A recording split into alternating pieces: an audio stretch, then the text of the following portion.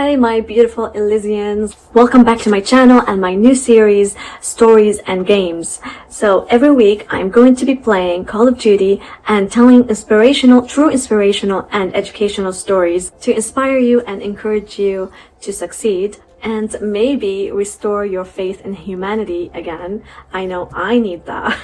So let's get right into the story. So today's story is about Mauro Prosperi, an Italian police officer who drank his own urine and bad blood to survive after he got lost in the desert. So let's get right into the story, guys. So the story took place in 1994. Mauro Prosperi was 39 years old at the time, and he was a police officer and a retired marathon runner. He was happily married and has 3 children. He loved running extreme marathons and being close to nature. His marathons took place in beautiful areas such as mountains, glaciers, and deserts. But as he said, he wasn't able to enjoy his surroundings because he was so focused in winning medals. As I mentioned before, he retired from pentathlon.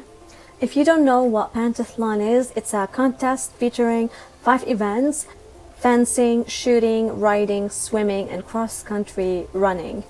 So when his good friend told him about this amazing marathon called Marathon des Sables in the desert, he started training immediately, running 25 miles a day. He also had to drink less than he normally would so he could get used to dehydration. So he was never home. That must have been really hard for his family. But this is a great story for young people to hear because, you know, determination, resilience, commitment are some of the things that you need to succeed. So this is great for young people.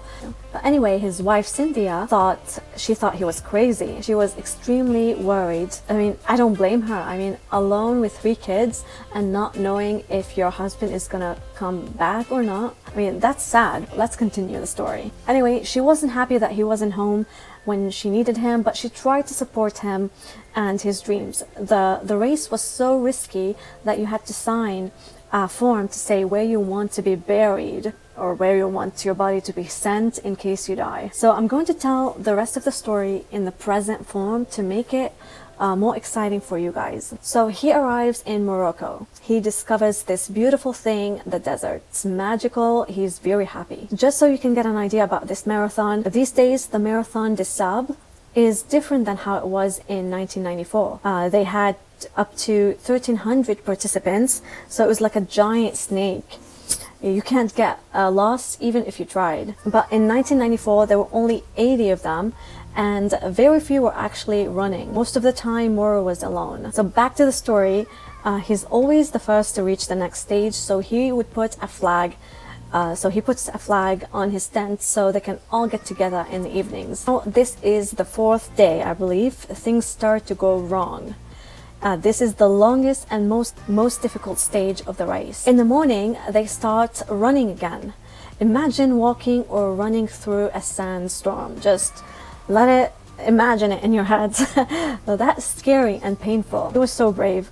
All the sand hits your face like sharp needles and you can't breathe. Let me know in the comments, guys, if you... I know I lived in Arizona and I witnessed my first sandstorm when I was in Arizona for a few months, and I saw like the fog, everything got really dark and orange, and there was, you know, storm wind, you know, it was very, very windy, and if you go out you will have big problem. You will probably faint or something or even die. So anyway, that's what was happening to him. He turns his back on the wind, wraps a scarf around his neck, around his face to stop the sand from hitting him and hurting him.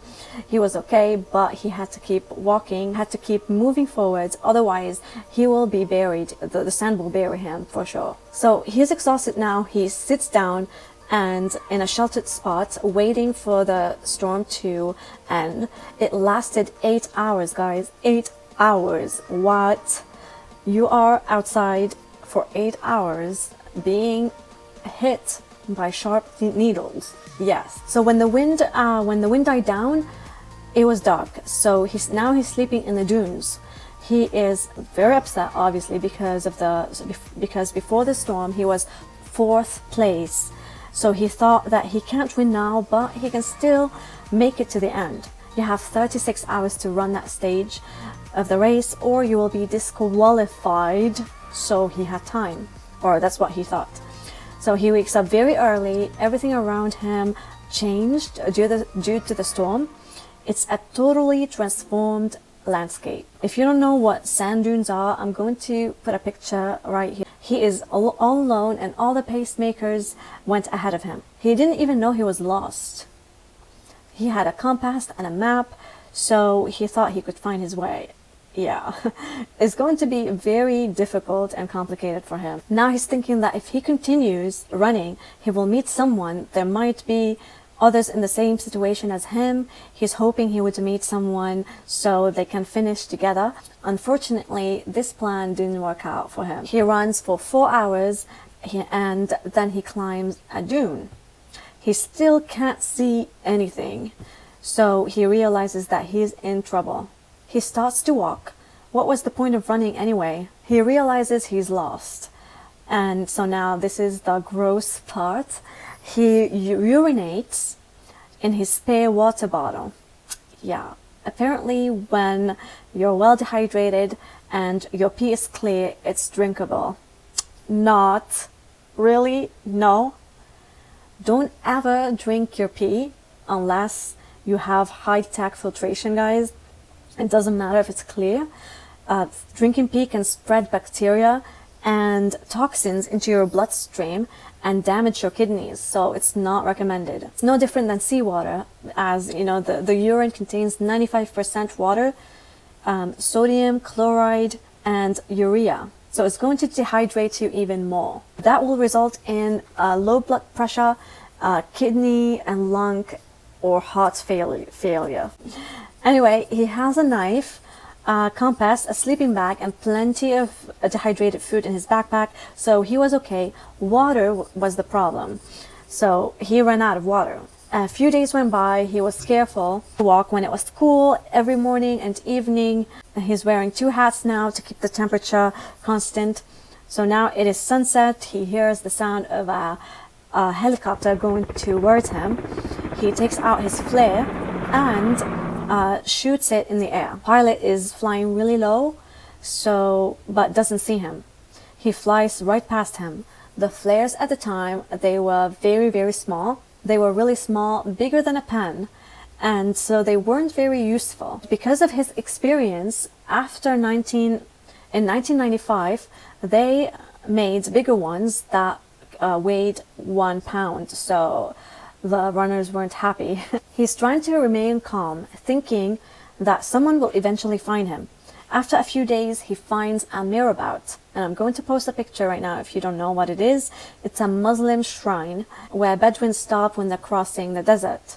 So now he's hoping there's someone in there, so he goes in and all he finds is a man in a coffin. So he's tired, and so he decides to crash there. At least he has a roof over his head now. He cooks some of his food with his urine. Yes.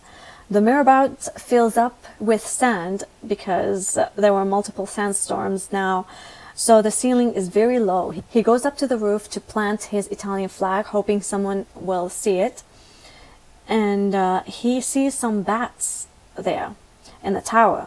He grabs them and cuts their heads. Now this is the most disgusting part, but bear with me. Mush their insides with a knife, I'm gonna get sick, and then sucks them out. Oh my god, like a vampire. Yeah. So yes, he's drinking their blood like a vampire. He ate at least 20 of them raw.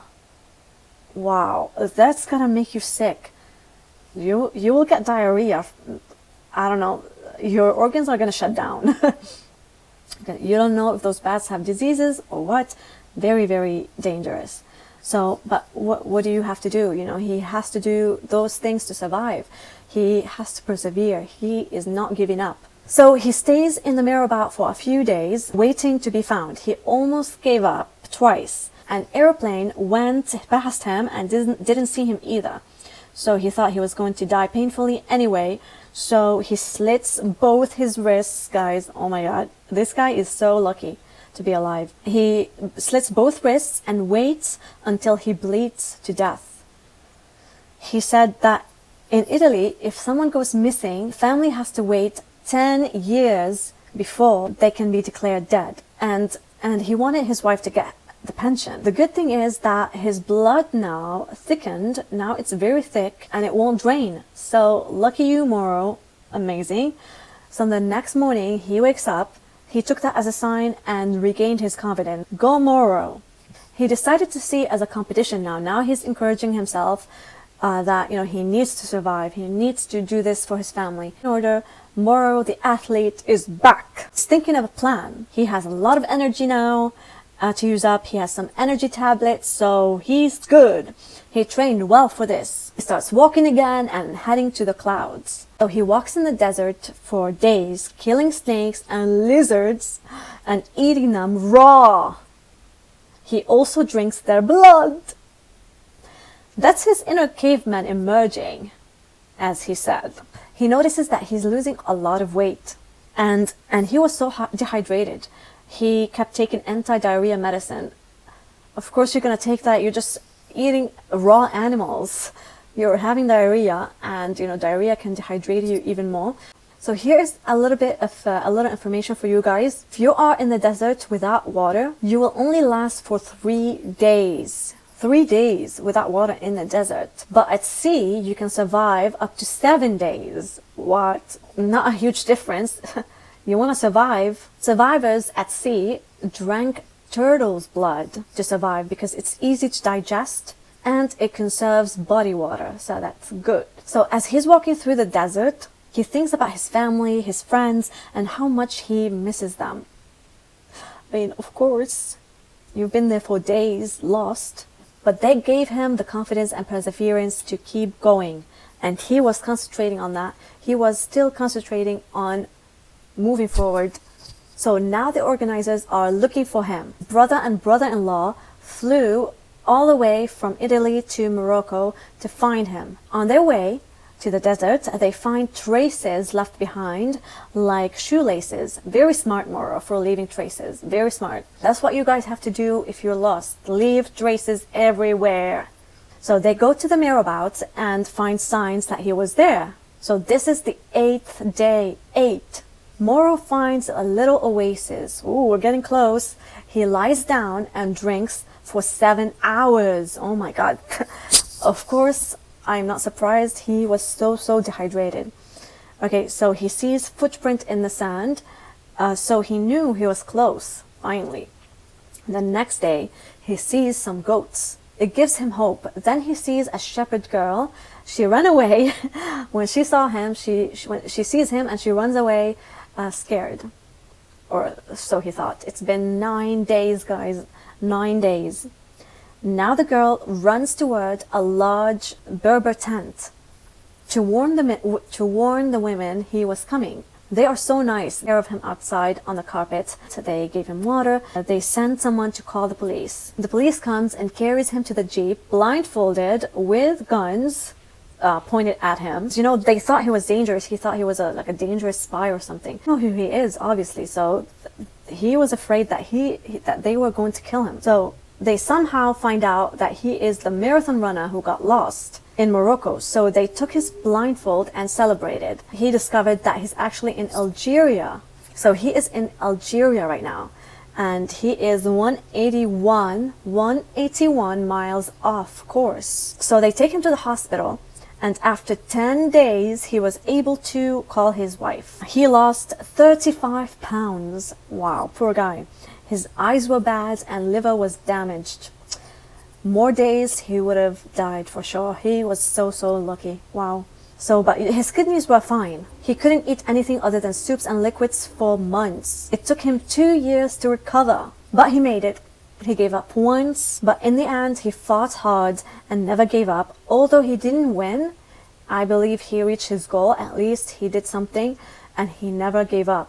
So 4 years after recovering, now you're gonna be shocked about this. He was back at the Marathon des Sables. because he wanted to finish what he started. He is that kind of person. He is so determined. Those are successful people, guys. Those are the successful people.